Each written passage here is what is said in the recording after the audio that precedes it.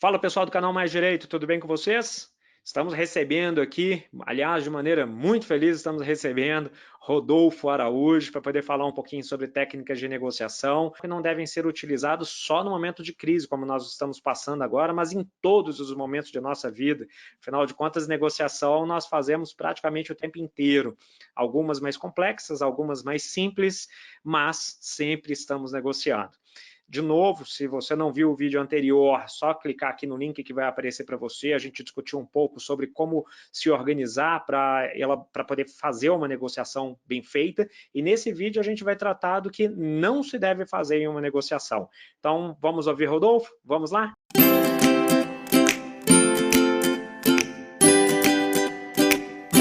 Rodolfo, muito obrigado por ter aceito o meu convite de participar desse bate-papo aqui no canal Mais Direito. Muito obrigado pelo vídeo anterior e nesse a gente vai falar um pouquinho o que um negociador não deve fazer. Você se importa de nos ajudar com esse ponto? Imagina, de jeito nenhum, vamos lá.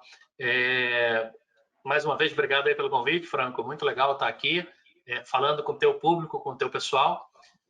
Mas, assim, basicamente, o que não fazer é esquecer do que fazer, né? Então, como eu falei no outro vídeo, no vídeo anterior, muita gente acha que a negociação ela só acontece ali na mesa no momento que a gente está frente a frente um com o outro, né? Mas na verdade ela começa muito antes no planejamento. Então já falei bastante disso no outro vídeo. Então só reforçando dois aspectos aqui que eu acho fundamentais na hora de negociar, que você não saber os seus limites e o que vai acontecer com você se você não tiver uma alternativa. Então, são coisas que você deve pensar sempre antes de negociar.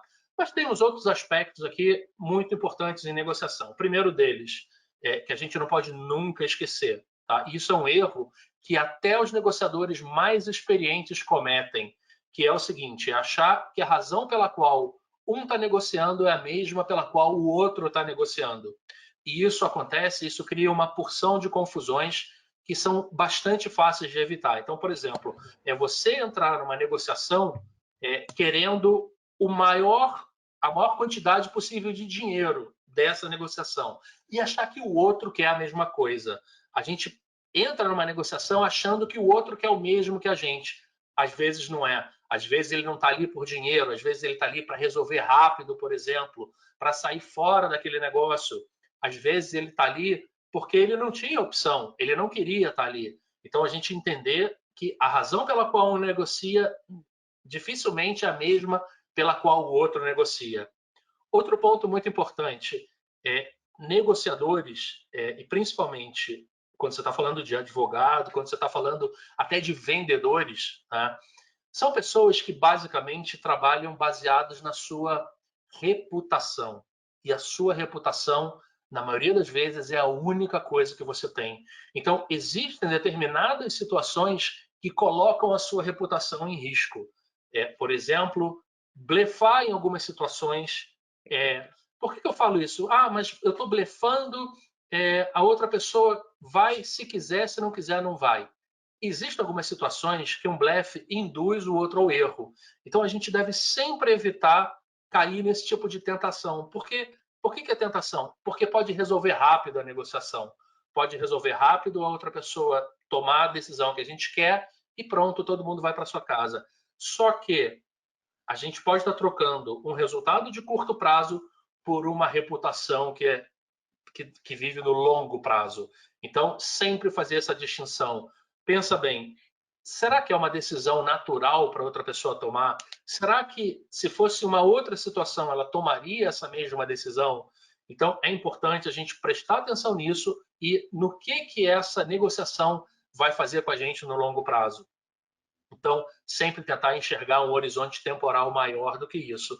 E sempre se preparar, nunca ir para uma negociação sem fazer o dever de casa. Acho que esse é um dos principais erros, dos principais enganos que a gente comete. Dentro do que você comentou de reputação, tem muito aí de blefe, tem muito a ver com mentira, né? De distorcer uma realidade, né? E além disso, eu diria, eu não sei se você já ouviu falar em uma prática que são as práticas colaborativas, tem uma área dentro da prática colaborativa, que é a advocacia colaborativa propriamente dita, que a negociação é muito importante, e um dos pontos dentro da negociação da advocacia colaborativa, que eu costumo chamar muita atenção, é o princípio da correição. E o princípio da correição, ele tem a ver com não permitir que a outra pessoa permaneça em algum erro.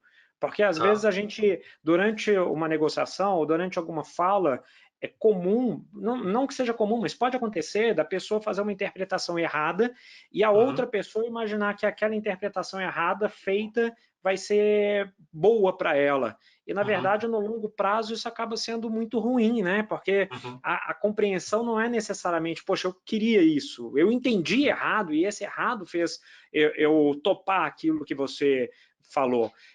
Eu estou falando alguma bobagem dentro de técnicas de negociação ou esse cuidado é muito importante também, Rodolfo? De forma nenhuma, Franco, é um excelente ponto, tá?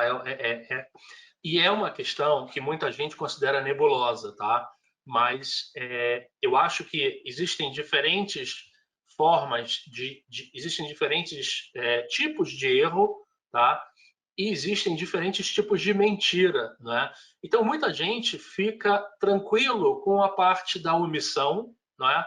Ah, é só eu não falar nada, eu não estou mentindo, eu só omiti, né? O ponto é que quando você induz o outro ao erro, você deliberadamente, quando você sabe que o outro está errando, tá? Você tem sim uma participação naquilo. Ah, mas é uma participação passiva? Mais ou menos. Mas o que eu gosto de chamar a atenção é o seguinte: tem muita gente que fala assim, ah, foi ele que entendeu errado, então o problema é dele. Mais ou menos. Pelo seguinte, eu costumo dizer uma coisa, tem uma frase que eu gosto muito, que é o seguinte: em negociação, um problema deles se transforma em problema seu muito rápido, né? Então, assim, eu tenho um exemplo que eu acho bacana, que é o seguinte: trabalhei numa empresa uma vez que ocupava um prédio enorme lá no centro do Rio de Janeiro, né? E esse prédio era alugado pela empresa e era muito grande. Toda a operação da empresa cabia numa parte do prédio e sobrava outra parte do prédio. E aí, um belo dia, o gestor dessa empresa falou assim: ah, eu consegui alugar uma sala aqui do prédio, que era, vamos supor, sei lá, 2, 3% da área do prédio, e ele alugou por um valor assim, 15% do valor total do prédio, né? E ficou se vangloriando daquilo. E eu achei aquilo muito estranho, né? Alugou para um outro negócio.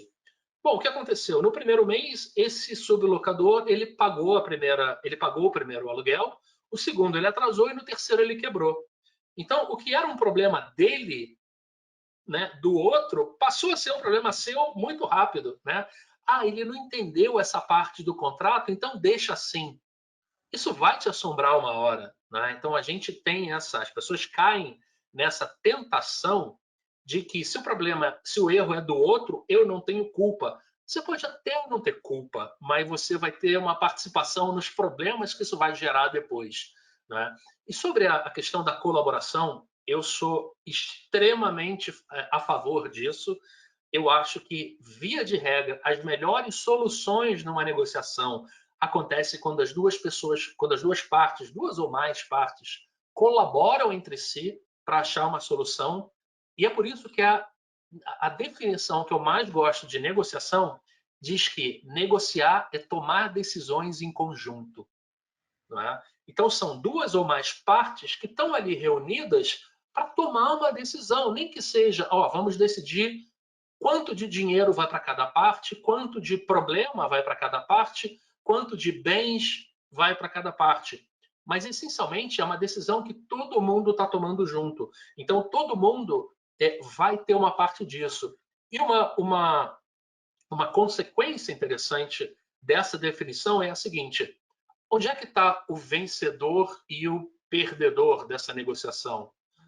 Não existe. Então, a gente ainda tem essa ilusão de que uma negociação ela tem que ter um vencedor e eu ganhei mais uma negociação. Não, você resolveu mais uma negociação.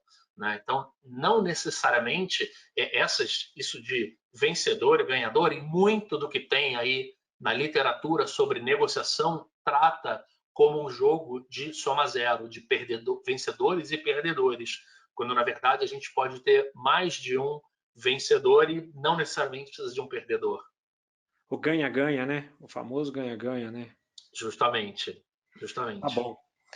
Rodolfo, muito obrigado mais uma vez por estar aqui no canal Mais Direito. Muito obrigado por suas explicações. Eu tenho certeza que ajudou o pessoal de casa. Se você aí de casa ficou com alguma dúvida ainda, quer saber alguma informação a mais, se você quiser ir direto na fonte, sinta-se à vontade, pode ir. O site do Rodolfo eu vou colocar aqui, aí eu tenho certeza que você vai ter algum campo lá de pergunta que você vai poder responder, perguntar diretamente para o Rodolfo.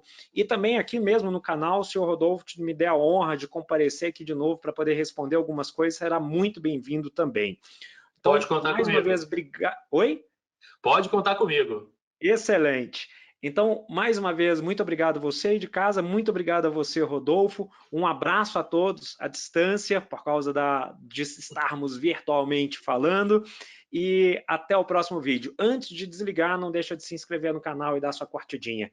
Até a próxima. Um abraço.